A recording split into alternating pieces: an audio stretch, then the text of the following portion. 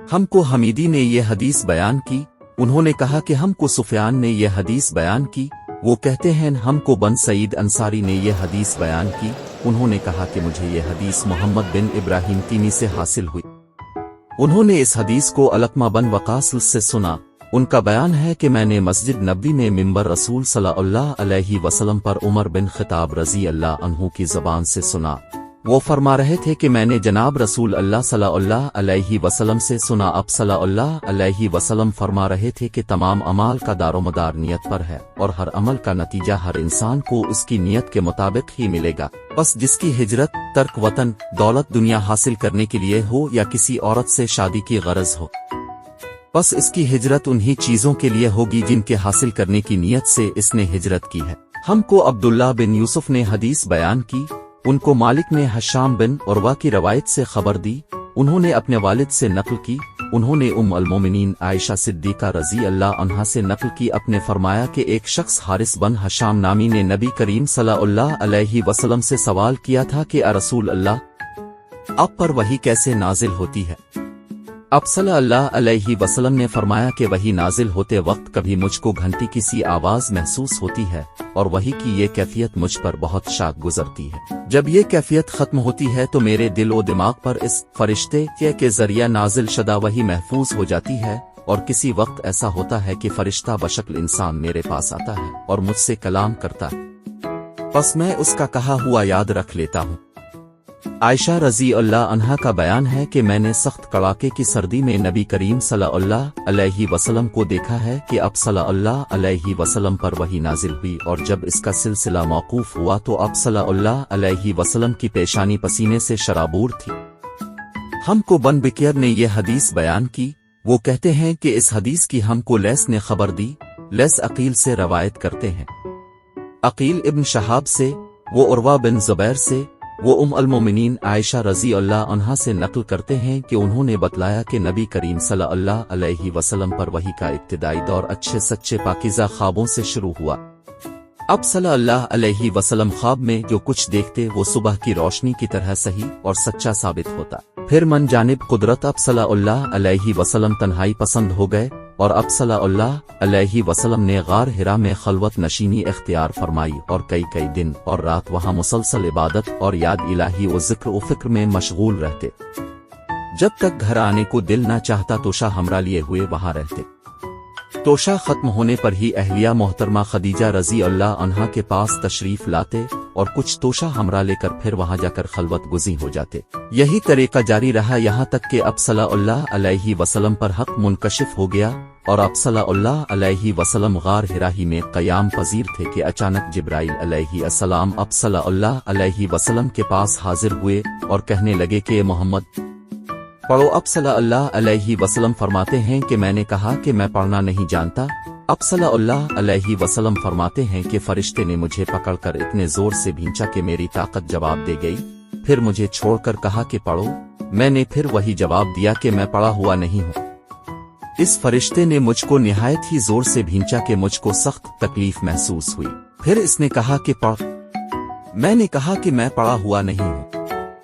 فرشتے نے تیسری بار مجھ کو پکڑا اور تیسری مرتبہ پھر مجھ کو بھینچا، پھر مجھے چھوڑ دیا اور کہنے لگا کہ پڑھو اپنے رب کے نام کی مدد سے جس نے پیدا کیا اور انسان کو خون کی پھٹکی سے بنایا، پڑھو اور آپ کا رب بہت ہی مہربانیاں کرنے والا ہے۔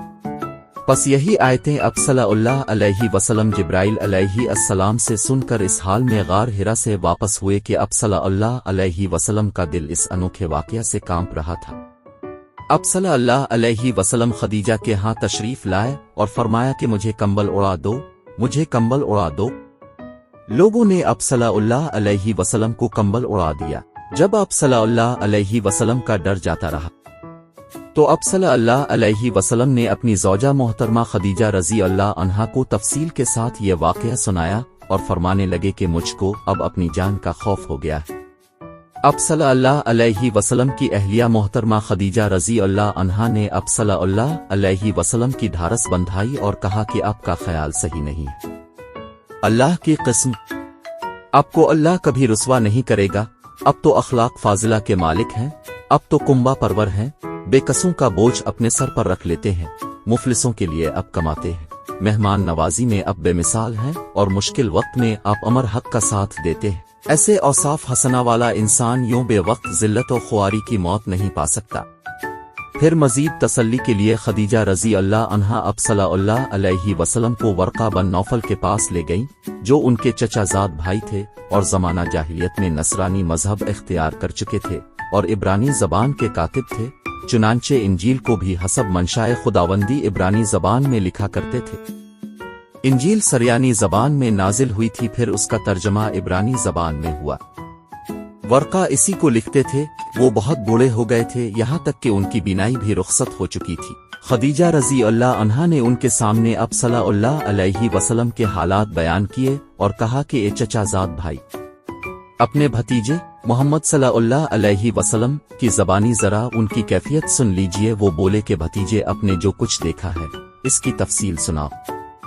چنانچہ اب صلی اللہ علیہ وسلم نے از اول تا آخر پورا واقعہ سنایا، جسے سن کر ورقہ بے اختیار ہو کر بول اٹھے کہ یہ تو وہی ناموس معزز رازدان فرشتہ ہے جسے اللہ نے موسیٰ علیہ السلام پر وحی دے کر بھیجا تھا۔ کاش میں آپ کے اس عہد نبوت کے شروع ہونے پر جوان عمر ہوتا، کاش میں اس وقت تک زندہ رہتا جبکہ آپ کی قوم آپ کو اس شہر سے نکال دے گی۔ رسول اللہ صلی اللہ علیہ وسلم نے یہ سن کر تعجب سے پوچھا کہ کیا وہ لوگ مجھ کو نکال دیں گے، حالانکہ میں تو ان میں صادق و امین و مقبول ہوں۔ ورقہ بولا، ہاں یہ سب کچھ سچ ہے، مگر جو شخص بھی آپ کی طرح امر حق لے کر آیا لوگ اس کے دشمن ہی ہو گئے ہیں۔ اگر مجھے آپ کی نبوت کا وہ زمانہ مل جائے تو میں آپ کی پوری مدد کروں گا۔ مگر ورقہ کچھ دنوں کے بعد انتقال کر گئے، پھر کچھ عرصہ تک وحی کی آمد موقوف رہی۔ ابن شہاب کہتے ہیں مجھ کو ابو سلمہ بن عبد الرحمن نے جابر بن عبداللہ انصاری رضی اللہ عنہما سے یہ روایت نقل کی کہ آپ صلی اللہ علیہ وسلم نے وحی کے رک جانے کے زمانے کے حالات بیان فرماتے ہوئے کہا کہ ایک روز میں چلا جا رہا تھا کہ اچانک میں نے آسمان کی طرف ایک آواز سنی اور میں نے اپنا سر آسمان کی طرف اٹھایا، کیا دیکھتا ہوں کہ وہی فرشتہ جو میرے پاس غار حرا میں آیا تھا وہ آسمان و زمین کے بیچ میں ایک کرسی پر بیٹھا ہوا ہے۔ میں اس سے ڈر گیا اور گھر آنے پر میں نے پھر کمبل اوڑھنے کی خواہش ظاہر کی۔ اس وقت اللہ پاک کی طرف سے یہ آیات نازل ہوئیں، اے لحاف اوڑھ کر لیٹنے والے،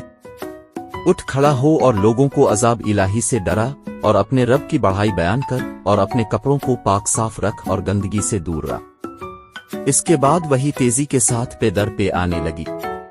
اس حدیث کو بن بکیر کے علاوہ لیث بن سعد سے عبداللہ بن یوسف اور ابو صالح نے بھی روایت کیا ہے، اور عقیل کے علاوہ زہری سے ہلال بن رود نے بھی روایت کیا ہے۔ یونس اور معمر نے اپنی روایت میں لفظ فوادے کی جگہ بودرے نقل کیا ہے۔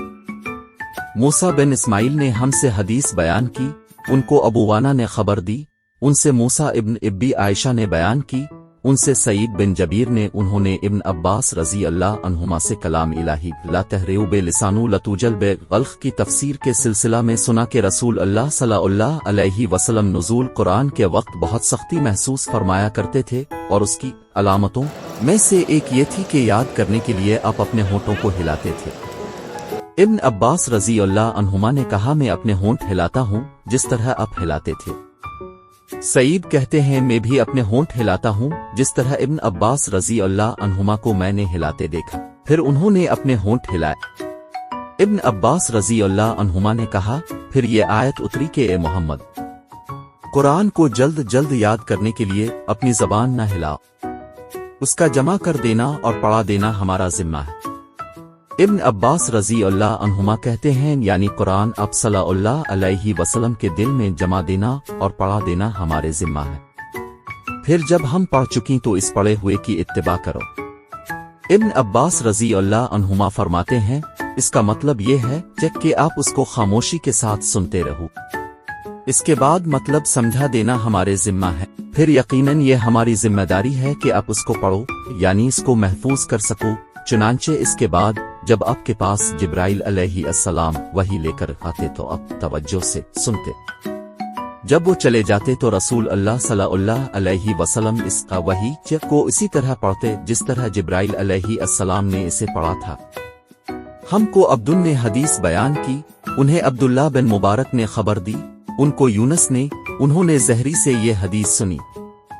دوسری سند یہ ہے کہ ہم سے بشر بن محمد نے یہ حدیث بیان کی، ان سے عبداللہ بن مبارک نے، ان سے یونس اور معمر دونوں نے، ان دونوں نے زہری سے روایت کی۔ پہلی سند کے مطابق زہری سے عبیداللہ بن عبداللہ نے، انہوں نے ابن عباس رضی اللہ عنہما سے یہ روایت نقل کی کہ رسول اللہ صلی اللہ علیہ وسلم سب لوگوں سے زیادہ جواد، سخی تھے، اور رمضان میں دوسرے اوقات کے مقابلہ میں جب جبرائیل علیہ السلام اب صلی اللہ علیہ وسلم سے ملتے بہت ہی زیادہ جود و کرم فرماتے۔ جبرائیل علیہ السلام رمضان کی ہر رات میں اب صلی اللہ علیہ وسلم سے ملاقات کرتے اور اب صلی اللہ علیہ وسلم کے ساتھ قرآن کا دورہ کرتے۔ غرض نبی کریم صلی اللہ علیہ وسلم لوگوں کو بھلائی پہنچانے میں بارش لانے والی ہوا سے بھی زیادہ جود و کرم فرمایا کرتے تھے۔